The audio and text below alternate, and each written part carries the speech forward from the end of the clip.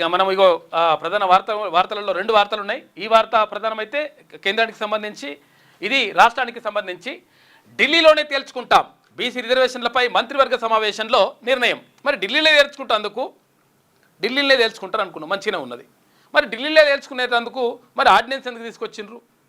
ఆహా ఓహో అసలు సూపర్ డూపర్, ఇక బీసీలకు మొత్తం 42% రిజర్వేషన్ ఇచ్చేస్తున్నాం, మొత్తం అద్భుతం జరిగిపోతుంది, మొత్తం తెలంగాణ అంతా మారిపోతుంది, మొత్తం కూడా మా పబ్లిక్ అంతా మా వైపే ఉంటారు అనేటువంటి బిల్డప్ ఎందుకు ఇచ్చిండ్రు అనేటువంటి చర్చ ఇప్పుడు ప్రజల్లో జరుగుతూ ఉంది.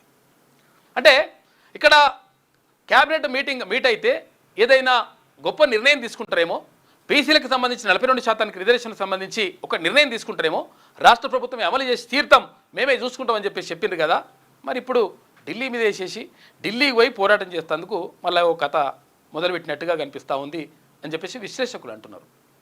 ఎక్కడికి పోతుంది, మనము ఏమైపోతుంది అసలు? యాక్చువల్గా మరి ప్రభుత్వం చెప్పిన దానికి ఇప్పుడు జరుగుతున్నటువంటి పరిణామాలకి ఏమైనా సంబంధం ఉందా అంటే ఏం కనిపిస్తలేదు.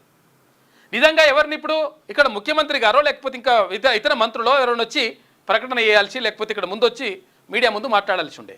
ఎవరిని తీసుకొచ్చి పెట్టిరు ఇక్కడ వాకిటి శ్రీహరిని, తర్వాత ఇక్కడ పొన్నం ప్రభాకర్ గౌడ్ని, అటు కొండా సురేఖని, అంటే బీసీ మంత్రులను తీసుకొచ్చేసి ముందర పెట్టారు. అంటే వీళ్ళు ఏదైనా తప్పు జరిగితే ఏదైనా తిడితే వీళ్ళని తిట్టాలి, అటువంటి పరిస్థితి తీసుకొచ్చారు అనమాట కథ. బీసీలో ఎవరైనా తిట్టాలనుకుంటే వీళ్ళని తిట్టాలని చెప్పేసి వాళ్ళని తీసుకొచ్చి ముందర పెట్టారు. ఇట్లుంటుంది అన్నట్టు కథ. ఆగస్టు 5, 6, 7 తేదీల్లో ఆందోళనకు కార్యాచరణ. హస్తినకు వెళ్లనున్న సీఎం, మంత్రులు, కాంగ్రెస్ ఎమ్మెల్యేలు, ఎమ్మెల్సీలు, ఎంపీలు. ఈడనే వెళ్ళిపోయిన తర్వాత, ఆర్డినెన్స్ తీసుకొచ్చిన తర్వాత, ఆర్డినెన్స్ తోటే మొత్తం అయిపోయిన తర్వాత మరి ఢిల్లీకి వెళ్ళాల్సిన అవసరం ఎందుకు వస్తుంది చెప్పాలి కదా. స్థానిక సంస్థల ఎన్నికల్లో బీసీలకు 42% రిజర్వేషన్లపై ఢిల్లీలోనే తేల్చుకోవాలని మంత్రివర్గం నిర్ణయించింది. ఇందుకోసం సీఎం, మంత్రులు, కాంగ్రెస్ పార్టీకి చెందిన ఎమ్మెల్యేలు, ఎంపీలందరూ ఆగస్టు 5, 6, 7 తేదీల్లో ఢిల్లీకి తరలి రావాలని తీర్మానించింది.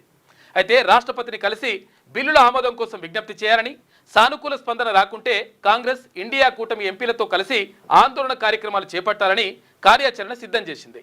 సోమవారం జరిగిన మంత్రివర్గ సమావేశం వివరాలను మంత్రులు పొన్నం ప్రభాకర్ గౌడ్, వాకిటి శ్రీహరి, కొండా సురేఖ వెల్లడించారు. అయితే స్థానిక సంస్థల ఎన్నికలు నిర్వహించాలని, బీసీలకు విద్యా ఉద్యోగాల్లో రిజర్వేషన్లు కల్పించాలని ప్రభుత్వం చిత్తశుద్ధితో ఉందని. చిత్తశుద్ధి ఉంటే మీరు ఏస్తని చెప్తారు, ఆర్డినెన్స్ తీసుకొస్తారు, ఇక్కడనే అయిపోతుంది అంటారు. ఇది ఎంత అయిపోయిన తర్వాత మళ్ళీ అక్కడికి పోయింది లొల్లేంది, అసలు కథ ఏంది? ఇది అమలు చేసిన తర్వాత చూసుకుందాం ఏమైనా లొల్లి ఉంటే. సమావేశంలో వివరాలు వెల్లడిస్తున్న పొన్నం ప్రభాకర్, చిత్రంలో వాకిటి శ్రీహరి, కొండా సురేఖ, ముగ్గురు బీసీ మంత్రులు తీసుకొచ్చి ముందర పెట్టారు.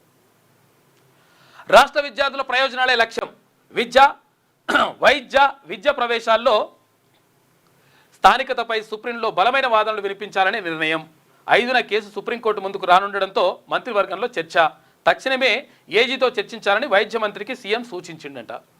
అసలు యాక్చువల్గా ఇదంతా కూడా నాశనం చేసింది ఎవరంటే గత ప్రభుత్వం చేసింది. ఇక్కడ వైద్య విద్యకు సంబంధించి నీట్ అక్కడ ఏదైతే ఎంబీబీఎస్ సీట్ల భర్తీ ఏదైతే ఉంటుందో దానికి సంబంధించి మొత్తం కూడా 4 సంవత్సరాలు ఇక్కడ చదివి ఉండాలి. చివరి 4 సంవత్సరాలు ఇక్కడ చదువుకుంటే లోకల్ అంట.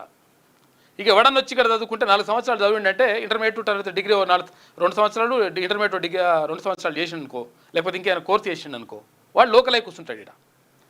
అయితే కొంతమంది ఏమవుతుందంటే రాజస్థాన్లో నీటికి సంబంధించి అక్కడ కోచింగ్ మంచిగా ఇస్తారు అనేటువంటి ఒక పేరు ఉన్నది. రాజస్థాన్లో అక్కడ కోర్టులో అక్కడ కోచింగ్ మంచిగా ఇస్తారు అనేటువంటి పేరు ఉండడంతో చాలామంది తెలంగాణ నుంచి అక్కడ రాజస్థాన్కి కానీ ఇంకా తెర రాష్ట్రాలకు కానీ పోయి అక్కడనే ఇంటర్మీడియట్ చదువుకొని అక్కడనే నీట్ కోచింగ్ తీసుకొని ఇదంతా కూడా చేస్తూ ఉన్నారు. అయితే దీంతో ఏమవుతుంది, చివరి 4 సంవత్సరాలు ఇక్కడ చదవలేదు కాబట్టి ఎవడైతే తెలంగాణ పిల్లలు ఉంటారో ఆ పిల్లలు నాన్ లోకల్ అయిపోయినారు. దీంతో నీట్లో ఇక్కడ తెలంగాణ విద్యార్థులకు అన్యాయం జరుగుతూ ఉంది. దీనికి సంబంధించి ఒక నిర్ణయం తీసుకోవాల్సినటువంటి గత ప్రభుత్వం మొత్తం కూడా నాశనం చేసి కుప్ప చేసి పెట్టింది ఆడ. దీంతో చాలామంది తెలంగాణ విద్యార్థులు నష్టపోయినారు. ఎంబీబీఎస్ సీట్లు దక్కలేదు. దీంతో ఇప్పుడు ఏం చేయాలనేటువంటి ఆలోచనలో ఇప్పుడు రాష్ట్ర ప్రభుత్వం పడ్డది. కాబట్టి ఒక నిర్ణయం తీసుకోవాలి. స్థానికులు ఎవరు, స్థానికేతరులు ఎవరు, ఎవరికి ఎంత ప్రాధాన్యం ఇవ్వాలి, ఎట్లా ఇవ్వాలి, దీనికి ప్రాతిపదిక ఏమి ఉండాలి, దీనికి సంబంధించినటువంటి కొన్ని విధి విధానాలు రూపొందిస్తాం కదా, ఆ విధి విధానాలు రూపొందిస్తే స్థానికులకు మంచి జరిగే విధంగా ఉండాలనేటువంటిది తీసుకోవాలి నిర్ణయం. కానీ ఆ నిర్ణయం తీసుకోకుండా ఇష్టం వచ్చినట్టుగా చేసుకుంటూ పోయింది గత ప్రభుత్వం. మరి ఈ ప్రభుత్వం అన్నా ఇప్పుడన్నా తర్వాత ఇప్పుడు కరెక్ట్గా చర్చించి స్థానికులకు మంచి జరిగే విధంగా, ఇక్కడ తెలంగాణ విద్యార్థులకు మంచి జరిగే విధంగా, ఇక్కడి వాళ్లకు రిజర్వేషన్ వర్తించే విధంగా చూడాల్సినటువంటి బాధ్యత రాష్ట్ర ప్రభుత్వం పైన 1000% ఉన్నది. తెలంగాణ విద్యార్థుల ప్రయోజనాలే లక్ష్యంగా తీసుకొచ్చిన జీవో నెంబర్ 33పై సుప్రీంకోర్టులో బలమైన వాదనలు వినిపించాలని రాష్ట్ర ప్రభుత్వం నిర్ణయించింది. వైద్య విద్యలో తెలంగాణ స్థానికత వివాదంపై కేసు ఆగస్టు 5న సుప్రీంకోర్టులో విచారణకు రానుండడంతో సోమవారం మంత్రివర్గ సమావేశంలో ఈ అంశం చర్చకు వచ్చిందట. మొత్తం మీద ఈ 33 అనేటువంటిది ఏది మంచిగా ఉంటుంది ఇంకొకసారి మళ్ళీసారి ఆలోచించాలి. ఎందుకంటే ఎలా తీసుకొస్తే తెలంగాణ విద్యార్థులకు నిజంగా ఇక్కడ స్థానికులకు మంచి జరుగుతుందో చూసి అటువంటి నిర్ణయాన్ని తీసుకుంటే బాగుంటుంది. లేటెస్ట్ న్యూస్ తెలుగు మరియు ఇంగ్లీష్ అప్డేట్స్ కోసం ఇప్పుడే క్యూన్యూస్ అఫీషియల్ యాప్ ని ప్లే స్టోర్ నుండి డౌన్లోడ్ చేసుకోండి. సరికొత్త సమాచారాల కోసం క్యూన్యూస్ వెబ్సైట్ ని ఫాలో అవ్వండి. ఛానల్లో ప్రాంతీయ, జాతీయ, అంతర్జాతీయ వార్తలు వీక్షించండి. లైక్ చేయండి,